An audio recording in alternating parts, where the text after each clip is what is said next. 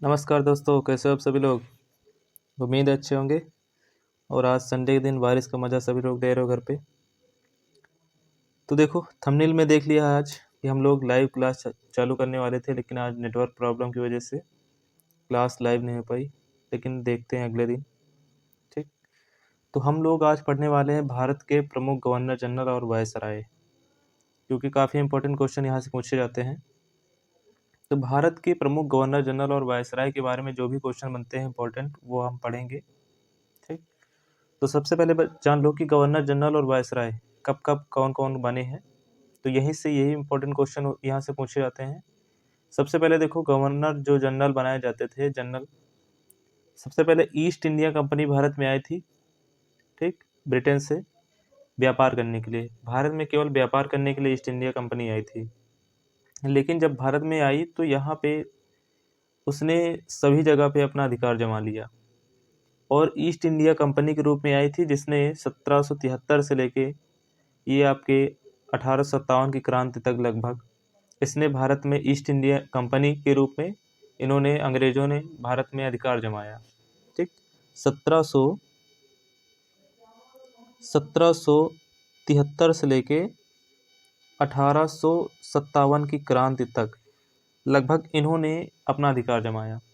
और इसके बाद 1857 की क्रांति जब हो गई तो भारत का वायसराय बना दिया गया।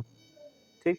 1857 की जब क्रांति हो जाती है तो भारत में एक वायसराय बनाया जाता है और यहाँ से फिर भारत की महारानी खुद भारत में, या भारत के जो अधिकार हैं, मतलब कि यहाँ पे जो मतलब यहाँ पे शासन ब्रिटिश क्राउन का शासन चलने लगता है। ठीक। महारानी का शासन चलने लगता है। तो आपको याद रखना है कि 1757 से लेके 1757 से लेके 1857 तक लगभग यहाँ तक ईस्ट इंडिया कंपनी ने व्यापार किया। उसके बाद 1858 से लेके और 1900, ये आप 47-48 मान लो। ठीक। 47 तक यहाँ पे इसमें किसने व्यापार किया है, तो ये फिर व्यापार क्या, शासन किया यहाँ पे ब्रिटिश क्राउन ने, मतलब वहाँ की महारानी का शासन चालू हो गया था। तो ईस्ट इंडिया कंपनी का व्यापार कब तक चालू रहा, तो 1757 से लेकर 1857 के आसपास तक। उसके बाद 1858 में महारानी का घोषणा पत्र पढ़ा गया। ठीक। और इसके बाद यहाँ चालू हो जाता है ब्रिटिश क्राउन का रूल। ठीक। अब यहाँ से हम पढ़ेंगे, देखो, तो हम लोग पढ़ रहे हैं यहाँ पे पढ़ रहे हैं भारत के प्रमुख गवर्नर जनरल के बारे में। तो गवर्नर जनरल बनाए कैसे गए, कब कब कौन बना शुरू में, तो इसके बारे में हम पढ़ेंगे। देखिए, तो देखो सबसे पहले हुआ क्या था, आपने एक प्लासी का युद्ध पढ़ा था। प्लासी का युद्ध 1757 में होता है प्लासी का युद्ध। प्लासी का युद्ध होता है जिसमें रॉबर्ट क्लाइव ने अंग्रेजों की ओर से लड़ा था और सिराजुद्दौला को उसमें हरा दिया था। ठीक। और सिराजुद्दौला हारा कैसे था, क्योंकि सिराजुद्दौला का जो सेनापति था मीर जाफर, इसने अंग्रेजों से मिलके इसको हरा दिया था। ठीक। अब यहाँ पे जब कोई, या आपने सुना है कि अपनों ने ही अपने को धोखा दिया है ना। तो मीर जाफर ने जब सिराजुद्दौला को धोखा दिया और रॉबर्ट क्लाइव के साथ लड़ गया, मतलब मिल गया, तो यहाँ पे सिराजुद्दौला क्या हो गया, हार गया और रॉबर्ट क्लाइव जीत गया। तो और यहाँ से फिर जब पहली बार अंग्रेजों को तरफ से रॉबर्ट क्लाइव अपनी चतुराई दिखाता है, तब क्या होता है कि रॉबर्ट क्लाइव को पहला गवर्नर बना के भेज दिया जाता है भारत में। ठीक। तो सबसे पहले गवर्नर कौन बना के भेजा गया जाता है, रॉबर्ट क्लाइव को। ठीक। तो 1757 एक युद्ध होता है और यहीं से पहला गवर्नर बना के भेजा जाता है किसको, रॉबर्ट क्लाइव को। तो आज हम पढ़ेंगे भारत के गवर्नर जनरल के बारे में। देखिए, यहाँ से पहला क्वेश्चन आपको दिख रहा होगा यहाँ पे कि निम्नलिखित में से कौन भारत के गवर्नर जनरल थे। भारत के निम्नलिखित में से कौन भारत के गवर्नर जनरल थे, इसका आंसर आप बताएंगे कमेंट में। अगर आपको याद है तुरंत कमेंट में डाल देंगे इसका आंसर। तो भारत का गवर्नर जनरल तो आपको पता है, मौलाना आज़ाद तो थे नहीं, बी आर अम्बेडकर भी नहीं थे उस समय।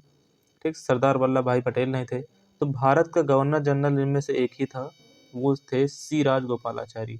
सी राजगोपालाचारी, या इन्हीं को चक्रवर्ती राजगोपालाचारी के नाम से जाना जाता है। ठीक, सी राजगोपालाचारी ये एकमात्र भारतीय गवर्नर जनरल थे। ठीक, और अंतिम भी थे, यही एकदम लास्ट में यही थे, और लास्ट में इनको बना दिया गया था। ये भारत के थे। अब देखो यहाँ पे, तो यहाँ पे चक्रवर्ती सी गोपालाचारी का जन्म 10 दिसंबर 1857 को मद्रास में हुआ था। अब यहाँ पे एक सेनानी, राजनेता, लेखक, वकील थे। लॉर्ड माउंटबेटन के जाने के बाद, इसको याद रखना, लॉर्ड माउंटबेटन के जाने के बाद 1948 से लेके 26 जनवरी 1950 तक भारत के प्रथम गवर्नर जनरल के पद पर रहे।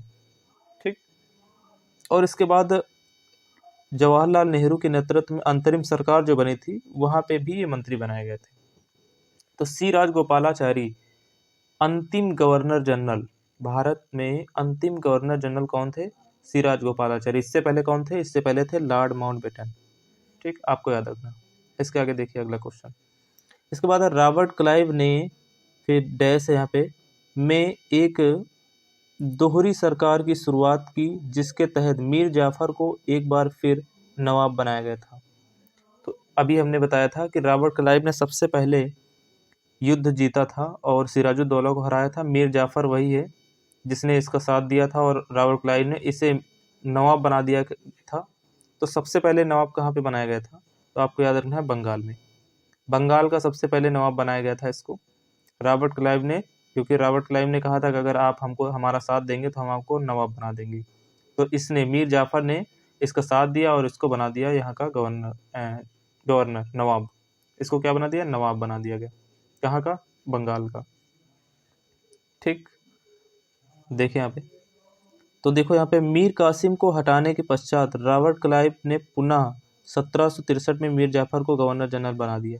साथ ही बंगाल में दोहरी सरकार, मतलब द्वैध शासन की शुरुआत की। द्वैध शासन के अंतर्गत प्रशासन, राज वसूली, दीवानी पास रखा, और आंतरिक शांति व्यवस्था, फौजदारी, ये दीवानी, ये सब नवाब के पास छोड़ दिया। पहले ये समझ लो क्या चीज़ है ये। जो द्वैध शासन होता है, द्वैध शासन का मतलब ये है कि नवाब जैसे बनाया गया, नवाब, ठीक, तो नवाब भी यहाँ पे अपना टैक्स इकट्ठा करेगा। उसके बाद ईस्ट इंडिया कंपनी अपना टैक्स इकट्ठा करेगी। मतलब नवाब जो होते हैं ये अपना कर इकट्ठा करेंगे, ईस्ट इंडिया कंपनी अपना टैक्स इकट्ठा करेगी, और कुल मिला के दोनों तरफ से क्या होगा? टैक्स वसूला जाएगा। तो यहाँ पे ये द्वैध शासन, इसी को कहते हैं द्वैध शासन, दोनों तरफ से। ठीक, तो ये एक प्रकार का द्वैध शासन था। किसने लगाया था? रॉबर्ट क्लाइव ने सबसे पहले भारत में। देखो अगला क्वेश्चन। अगला है, भारत के प्रथम वायसराय कौन था? भारत का प्रथम वायसराय। ठीक, तो यहाँ पे ऑप्शन देखिए, William Bentinck, Robert Clive, Lord Wellesley और लॉर्ड कैनिंग। तो भारत का प्रथम वायसराय कौन था? तो वायसराय अभी हमने बताया था कि वायसराय जो बनाया गया था वो सबसे पहले 1857 की जब क्रांति होती है, तो वहाँ पे जो घोषणा पत्र, महारानी का घोषणा पत्र पढ़ के सुनाता है, वो कौन था? तो वो था लॉर्ड कैनिंग, और लॉर्ड कैनिंग को बनाया जाता है प्रथम वायसराय। ठीक, तो यही 1858 में महारानी का घोषणा पत्र पढ़ के सुनाता है, तो और इसी को बना दिया जाता है, लॉर्ड क्या बनाया जाता है इसको? भारत का प्रथम वायसराय।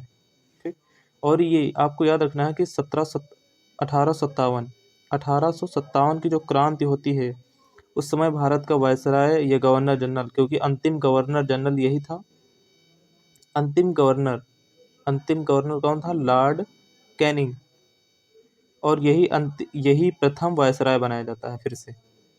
ठीक, प्रथम वायसराय किसे बनाया जाता है? इसी को, अंतिम गवर्नर जनरल। देखिए आगे, तो लॉर्ड कैनिंग का कार्यकाल 1856 से 1862 ईस्वी तक था। यह भारत में कंपनी द्वारा नियुक्त अंतिम गवर्नर जनरल तथा भारत का प्रथम वायसराय था। इसके काल में हुई 1857 की क्रांति सफलतापूर्वक दमन और उसकी सबसे बड़ी उपलब्धि मानी जाती है। तो हमने बताया था कि 1857 के जो सिपाही विद्रोह होता है, 1857 की जो क्रांति होती है, जिसमें सिपाही विद्रोह होता है, तो क्योंकि इसी काल में हुई थी, तो इसने इसको पूरी तरीके से दबा दिया था। तो इसकी ये सबसे बड़ी उपलब्धि मानी जाती है। ठीक, मतलब अंग्रेजों के लिए, उनके लिए तो काफ़ी बड़ी उपलब्धि थी ना, क्योंकि इसने 1857 की क्रांति को दबा दिया था, क्योंकि बहुत बड़े स्तर में हुई थी, लेकिन फिर भी ने इसने क्या किया, मतलब अपने कब्जे में कर लिया था पूरा, इसको दबा ले गया था ये। ठीक, देखिए अगला क्वेश्चन। अगला क्वेश्चन है सहायक संधि भारत में ब्रिटिश क्षेत्र का विस्तार करने के लिए अभ्यास की जाने वाली सबसे महत्वपूर्ण नीतियों में से एक थी। सहायक संधि जान लो पहले। सहायक संधि का मतलब क्या है? सहायक संधि किस लिए आई थी? भारत में ब्रिटिश क्षेत्र का विस्तार करने के लिए, भारत में ब्रिटिश क्षेत्र को मतलब कि अपना अधिकार सभी जगह बढ़ाने के लिए ये नीति लाई थी सहायक संधि। तो ये जो सहायक संधि है जिससे के द्वारा पेश किया गया, तो मतलब है किस वायसराय एक जो गवर्नर जनरल था जिसने ये सहायक संधि लागू की थी।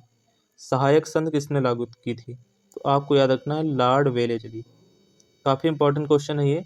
लॉर्ड वेलेजली ने सहायक संधि सबसे पहले लागू की थी।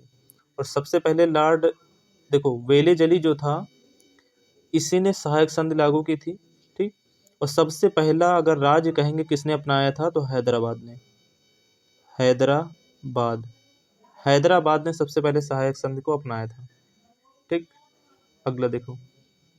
तो यहाँ पे जान लो कि लॉर्ड वेलेजली ने सहायक संधि पद्धति की शुरू की थी।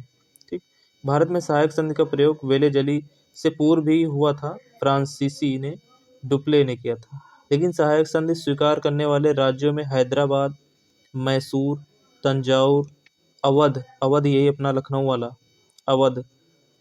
ठीक, तो ये सारी चीज़ें क्या थी इन लोगों ने। लेकिन ये ज़्यादा क्वेश्चन पूछा था कि जो हैदराबाद है इसका क्वेश्चन आता है कि सहायक संधि अपनाने वाला पहला राज्य कौन था, तो ये आपका हैदराबाद। सहायक संधि किसने लागू किया था, तो ये आपका कौन था? Lord Wellesley. ठीक, देखो अगला क्वेश्चन। अगला है भारत की नई राजधानी के रूप में दिल्ली का उद्घाटन करने वाले वायसराय का नाम क्या है? अब ये बताइए कितना इंपॉर्टेंट क्वेश्चन है। जब नई राजधानी बनी थी दिल्ली, तो उस समय भारत का वायसराय कौन था? ठीक, तो उस समय भारत का वायसराय था ये अपना इरविन था। ठीक, अब देखो जो लॉर्ड कर्जन है, लॉर्ड कर्जन, इससे बहुत ज़्यादा क्वेश्चन आते हैं लॉर्ड कर्जन से। 1905 में 1905 में बंगाल विभाजन होता है लॉर्ड कर्जन के शासनकाल में। लॉर्ड वेलेजली लॉर्ड वेलेजली के बारे में अभी हमने पढ़ ही लिया है। सहायक संधि, क्या सहायक संधि किसने अपनाया था? लॉर्ड वेलेजली ने। लॉर्ड कॉर्नवालिस, इसके बारे में हम अभी पढ़ेंगे। ठीक, आईएएस आईएएस आईएएस की परीक्षा इसी के शासनकाल में चालू हुई थी। आईएएस की तैयारी लॉर्ड कॉर्नवालिस। इसी को पुलिस सेवा का जनक कहते हैं। पुलिस सेवा का जनक, पुलिस सेवा का जनक किससे कहते हैं? लॉर्ड कॉर्नवालिस को। ठीक, देखो यहाँ पे। तो लॉर्ड कॉर्नवालिस इसने 1793 में बंगाल में स्थायी बंदोबस्त व्यवस्था लागू। ये वेरी इंपॉर्टेंट क्वेश्चन है। लॉर्ड कॉर्नवालिस जो है बंगाल में स्थायी बंदोबस्त प्रणाली इसने लागू किया था। ठीक, इसे भारत में प्रशासनिक सेवा का जनक माना जाता है। प्रशासनिक सेवा मतलब आईएएस का जनक किसे माना जाता है? लॉर्ड कॉर्नवालिस को। ठीक, अब इरविन के बारे में जान लो कि 1926 से लेकर 1931 के मध्य इसका कार्यकाल रहा भारत में। ठीक, 1928 में इसे साइमन कमीशन भारत आया था। देखो साइमन कमीशन आपने पढ़ा होगा कि साइमन कमीशन 1927 में इसका निर्माण होता है और भारत 1928 में पहुंचता है, और इसका पूरे देश में विरोध होता है ना, पूरे देश में विरोध होता है। ठीक, और किस लिए विरोध होता है? क्योंकि साइमन कमीशन में कोई भारतीय नहीं था। इसका उत्तर यही दिया जाता है कि साइमन कमीशन का विरोध किस लिए किया गया था। तो साइमन कमीशन का विरोध किस लिए हुआ था? क्योंकि इसमें कोई भी भारतीय नहीं था। क्वेश्चन ये पूछा जाता है कि साइमन कमीशन बना कब था, तो आप बताएंगे 1927 में, लेकिन भारत कब पहुंचा था? 1928 में। ठीक, क्योंकि वहां से आने में टाइम लगेगा, तुरंत तो पहुंचेगा नहीं। 27 में बना, 28 में भारत आया और विरोध हो गया। ठीक, अब यहाँ पे 1931 में भारत की नई राजधानी के रूप में दिल्ली का उद्घाटन कौन करता है? Lord Irwin. लॉर्ड इरविन, ठीक। इसके बाद देख लो वेलेजली, सहायक संधि प्रणाली लागू करने वाला, और कलकत्ता में फोर्ट विलियम कॉलेज की स्थापना किसने की थी? लॉर्ड वेलेजली ने। तो आपको याद रखना है कि जो फोर्ट विलियम कॉलेज है, ये जो कॉलेज कहाँ पे है? तो आप कहेंगे कलकत्ता में। कलकत्ता में किसने बनवाया था? वेलेजली ने, ठीक। तो फोर्ट विलियम जो कॉलेज है, यहीं पे आईएएस की परीक्षा, यहीं पे क्या की, यहाँ पे आईएएस की परीक्षा कराई जाती थी। जब वो पहले तो ब्रिटेन में होती थी, लंदन में, लेकिन जब भारत में ये फोर्ट विलियम कॉलेज बन गया तो यहीं पे हर चीज की तैयारी कराई जाती थी, फोर्ट विलियम कॉलेज में। अगला देखो, अगला है विलंब का सिद्धांत। यहाँ पे देखिए, विलंब का सिद्धांत या हड़प नीति का सिद्धांत किसने लागू किया था? एक विलंब का सिद्धांत चाहे आए, या फिर राज्य हड़प नीति, हड़पना। आपने थंबनेल में देखा होगा, तो जो राइट साइड में फोटो लगी है वही है इसका आंसर, अगर आपने देखा होगा थंबनेल तो, ठीक। तो जो हड़प नीति है, इसको सबसे पहले ये किसने लागू किया था? तो हड़पना, राज्यों को हड़पना, ठीक, किसी भी नवाब को हटाकर उसका राज्य हड़प लेना, ये काम था लॉर्ड डलहौजी का, ठीक। इसका काम था लॉर्ड डलहौजी का। तो लॉर्ड डलहौजी ने सबसे पहले ये राज्य हड़प नीति, विलंब नीति, ठीक, ये सब किसने लागू किया था? लॉर्ड डलहौजी ने। और एक चीज याद रखना कि डलहौजी के शासनकाल में भारत में सबसे पहले ट्रेन चलाई गई थी। भारत में रेल सेवा का जनक कौन माना जाता है? डलहौजी, लॉर्ड डलहौजी, ठीक। लॉर्ड कॉर्नवालिस के बारे में अभी जान ही लिया है कि आईएएस का जनक किसे माना जाता है, पुलिस सेवा का जनक किसे माना जाता है? लॉर्ड कॉर्नवालिस को। भारत में रेल सेवा का जनक किसे माना जाता है? लॉर्ड डलहौजी, ठीक, लॉर्ड डलहौजी। और हड़प नीति, हड़पने वाली नीति किसने लागू की थी? डलहौजी ने। लॉर्ड हेस्टिंग, इसके बारे में पढ़ेंगे अभी, ठीक। देखो यहाँ पे अगला यहाँ पे सेम क्वेश्चन वैसे है ये, कि बेपगत नीति से जुड़ा हुआ है। बेपगत नीति कहें, चाहे हड़प नीति कहें, चाहे विलंबन का सिद्धांत कहें, सब एक ही नाम है, और ये भी किससे जुड़ा हुआ है? डलहौजी से। देखो यहाँ पे अगला है 1773 में भारतीय सिविल सेवा का जनक, सिविल सेवा मतलब आईएएस, आईएएस का जनक कौन है? तो आप जान ही गए, इसका आंसर क्या होगा? लॉर्ड कॉर्नवालिस, ठीक, लॉर्ड कॉर्नवालिस। 21 अप्रैल 21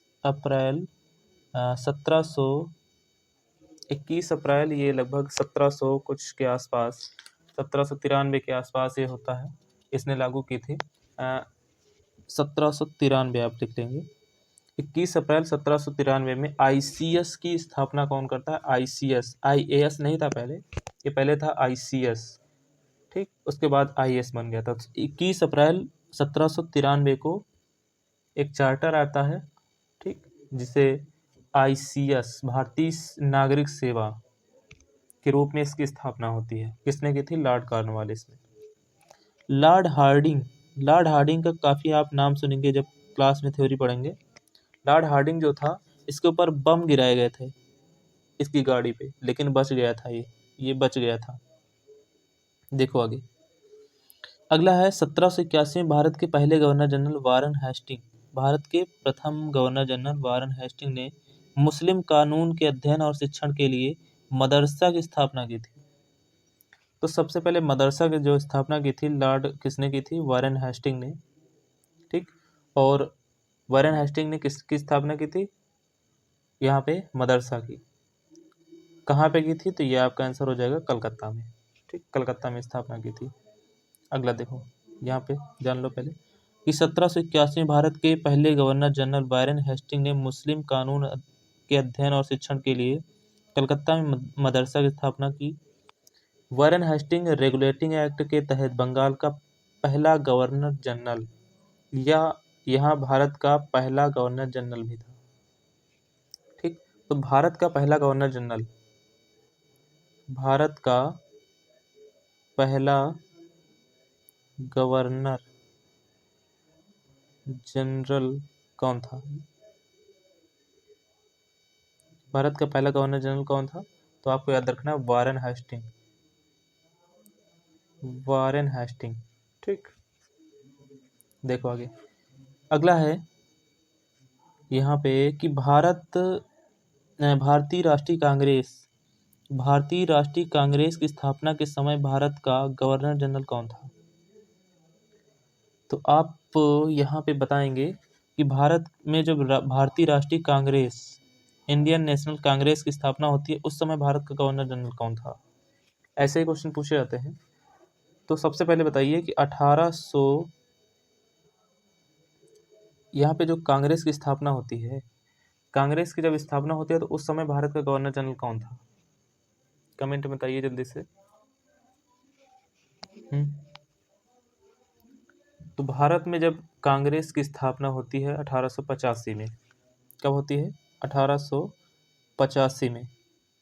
तो उस समय जो भारत में लॉर्ड डफरिन यहाँ का क्या था? वायसराय, ये गवर्नर जनरल था। ठीक, 1885 में कांग्रेस की स्थापना होती है, तब यहाँ पे भारत में जो गवर्नर जनरल था कौन था? लॉर्ड डफरिन था। इसको याद रखना, काफ़ी इंपॉर्टेंट है।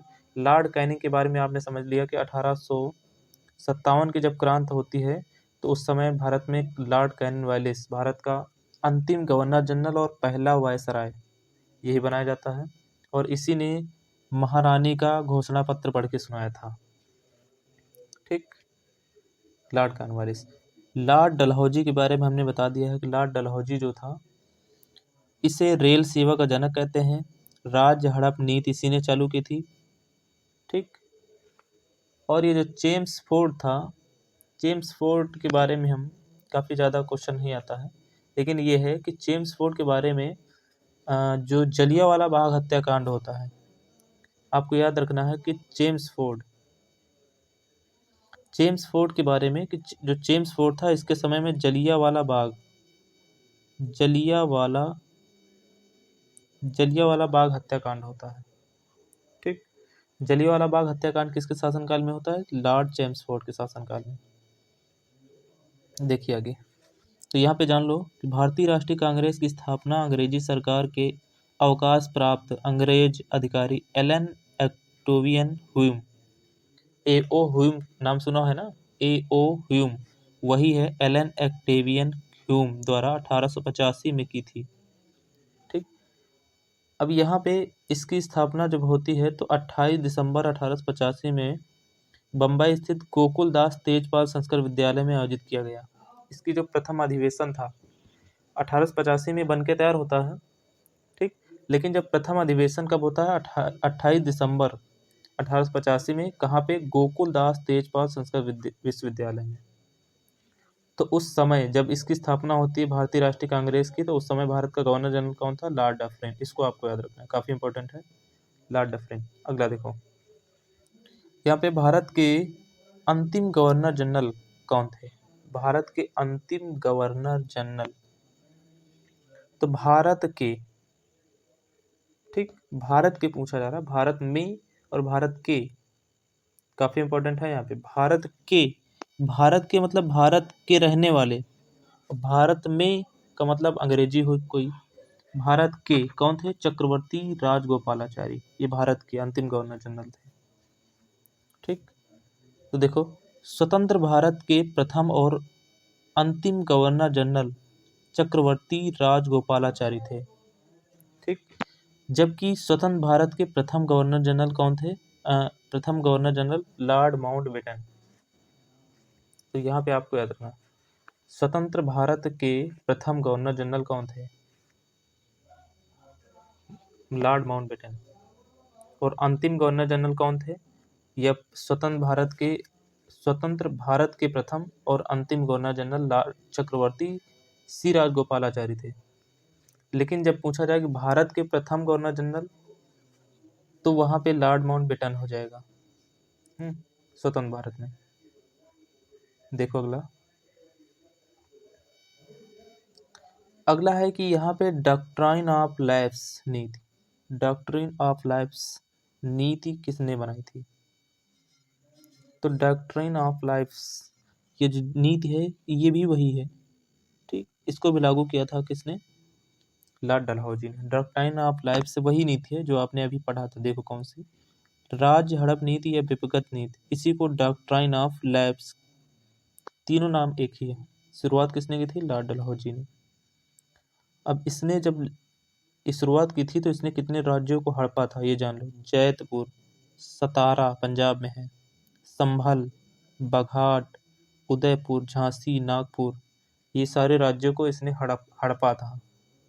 तो राज हड़प नीति या विपगत नीति या डॉक्ट्राइन ऑफ लैप्स के नाम से किसने शुरू किया था? लॉर्ड डलहौजी ने। देखो अगला है बंगाल सती विनियम, ठीक, 1829, भारत के गवर्नर जनरल कौन थे? जब सती प्रथा का विनियमन 1829 में हुआ था तो उस समय भारत के गवर्नर जनरल कौन थे? तो काफ़ी इंपॉर्टेंट क्वेश्चन है ये। तो उस समय लॉर्ड विलियम बेंटिंग, काफ़ी इंपॉर्टेंट है ये नाम, लॉर्ड विलियम बेंटिंग भारत के गवर्नर जनरल थे जब सती प्रथा का अंत किया गया था। और सती प्रथा का अंत इन्होंने ऐसे नहीं किया था, यहाँ पे भारत के अग्रदूत कहे जाने वाले राजा राम मोहन राय, राजा राम मोहन राय,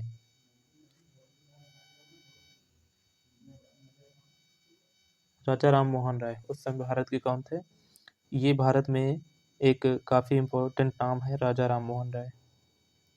और उस समय भारत के जो गवर्नर जनरल थे लॉर्ड विलियम बेंटिंग थे। देखिए अगला, तो यहाँ पे जान लो लॉर्ड विलियम बेंटिंग का कार्यकाल 1828 से लेकर 1835 तक रहा। 1833 के चार्टर्ड एक्ट के द्वारा इन्हें भारत का पहला गवर्नर जनरल बनाया गया था। पहला गवर्नर जनरल और अंतिम गवर्नर जनरल, ये याद रखना, पहला governor general lord William Bentinck, अंतिम governor general lord Mountbatten. Bharat का अंतिम गवर्नर या स्वतंत्र भारत का अंतिम गवर्नर जनरल तो सी राजगोपालाचारी, ठीक। और इनके कार्यकाल में राजा राम मोहन राय की मदद से ये सती प्रथा को अंत किया गया था, ठीक।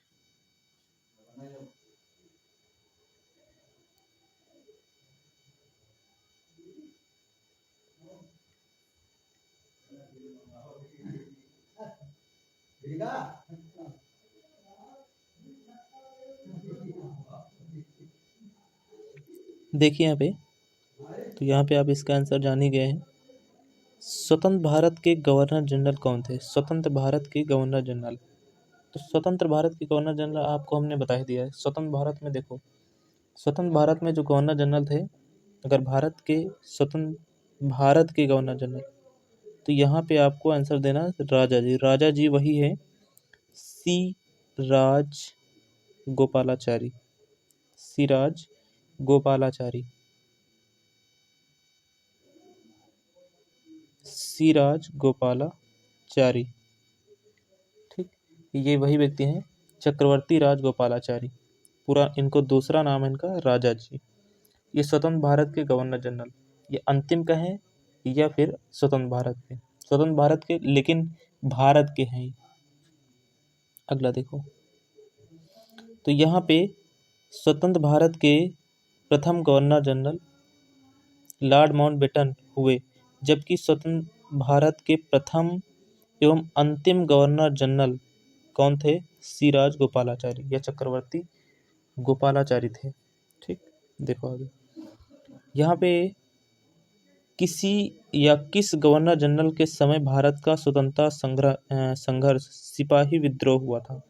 तो हमने आपको बताया था अभी कि सिपाही विद्रोह को सबसे पहले किसने इसको मतलब अपने कब्जे में लिया था, ठीक।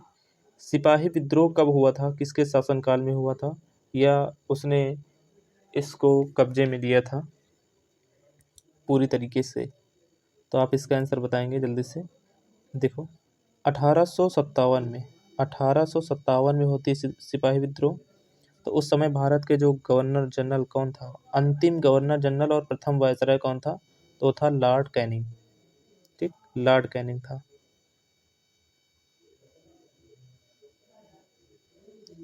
अब यहाँ पे देख लो कि जो अंतिम गवर्नर जनरल था वो कौन था? Lord Canning. अब हार्डिंग था, तो आपने अभी हार्डिंग के बारे में हमने कहा था।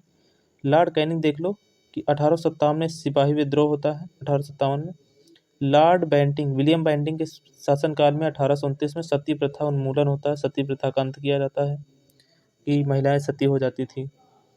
ठीक, एक ये भी इम्पोर्टेंट है कि लॉर्ड एलन के शासनकाल में दास प्रथा का अंत किया गया था। देखो गवर्नर जो थे उनके टाइम पे कुछ अच्छी चीज़ें भी हुई थी, ठीक, जो काफ़ी कुरीतियाँ चल रही थी भारत में, सती प्रथा, दास प्रथा, इनको हटा दिया गया था। और लॉर्ड हार्डिंग, हमने बताया था कि इनके ऊपर बम गिराया गया था, ठीक, और इनके शासनकाल में नर बलि प्रथा पर प्रतिबंध लगाया था। नर बलि मतलब है कि लोगों की यहाँ पे बलि दी जाती थी, उस पर प्रतिबंध लगा दिया गया था। तो ये लॉर्ड हार्डिंग के समय पे हुआ था। ठीक, तो आज के जो क्वेश्चन है इम्पोर्टेंट क्वेश्चन, आज के ये इम्पोर्टेंट क्वेश्चन थे। आप लोगों को ये सारे क्वेश्चन रिवाइज कर लेना है फिर से। ठीक, हो सकता है कि आपको हम एक बार फिर से दिखा दें सारे क्वेश्चन। चलिए देख लीजिए जल्दी जल्दी से। देखो भारत के गवर्नर जनरल कौन थे? तो भारत के सिराज गोपालाचारी थे। यहाँ पे लॉर्ड क्लाइव ने एक दोहरी सरकार की शुरुआत की थी। मीर जाफर को कहाँ का गवर्नर बनाया था? बंगाल का। अगला देखो, यहाँ पे भारत का प्रथम वायसराय कौन था? तो प्रथम वायसराय कौन था? लॉर्ड कैनिंग था। अगला देखो, सहायक संधि लॉर्ड वेलेजली। इसके बाद दिल्ली का उद्घाटन किसने किया था? दिल्ली की सबसे पहले राजधानी किसने जब बनी थी उद्घाटन? लॉर्ड इरविन ने किया था। विलंब का सिद्धांत, हड़प नीति या डॉक्ट्राइन ऑफ लैप्स किससे संबंधित है? लॉर्ड डलहौजी। रेल सेवा का जन्म भी इसी को माना जाता है। अगला है बेपगत सिद्धांत, भी लॉर्ड डलहौजी वही है। इसके बाद सिविल सेवा का जनक आईसीएस का जनक कौन माना जाता है? Lord Cornwallis. अगला है मुस्लिम कानून अध्ययन और शिक्षण के लिए मदरसा की स्थापना कहाँ पे हुई थी? कलकत्ता में। लॉर्ड वारेन हेस्टिंग ने चालू किया था। अगला है भारतीय राष्ट्रीय कांग्रेस के समय भारत का गवर्नर जनरल कौन था? लॉर्ड डफरिन था। ठीक, अगला देखो, भारत के अंतिम गवर्नर जनरल कौन थे? सिराज गोपालाचारी। इसके बाद अगला है डॉक्ट्राइन ऑफ लैप्स, वही है हड़पनीत डलहौजी। अगला है सती प्रथा जो अधिनियम आया था उसको कौन लेके आया था? तो लॉर्ड विलियम बेंटिंग, राजा राम मोहन के प्रयासों से। ठीक, अगला है स्वतंत्र भारत के गवर्नर जनरल सिराज गोपालाचारी। किस गवर्नर जनरल के समय में स्वतंत्रता संग्राम सिपाही विद्रोह हुआ था? तो लॉर्ड कैनिंग। ठीक, लॉर्ड हार्डिंग के यहाँ पे नरबली प्रथा, बेंटिंग में सती प्रथा, कैनिंग ने 1857 की विद्रोह और एलन ब्रो के शासनकाल में दास प्रथा का उन्मूलन हुआ था। ठीक, और ये आज के सारे क्वेश्चन थे। तो इसके बाद कोई इंपॉर्टेंट क्वेश्चन, अगला टॉपिक पकड़ेंगे इंपॉर्टेंट, जो पेपर के लिए वेरी इंपॉर्टेंट होगा। ठीक, हो सकता है कि अगली क्लास लाइव होगी, हम सबको जोड़ लेंगे और सबको जोड़ना है और ज़्यादा से ज़्यादा वीडियो को शेयर करना है, लाइक करना है। ठीक, तो मिलते हैं नेक्स्ट वीडियो में। धन्यवाद सभी को।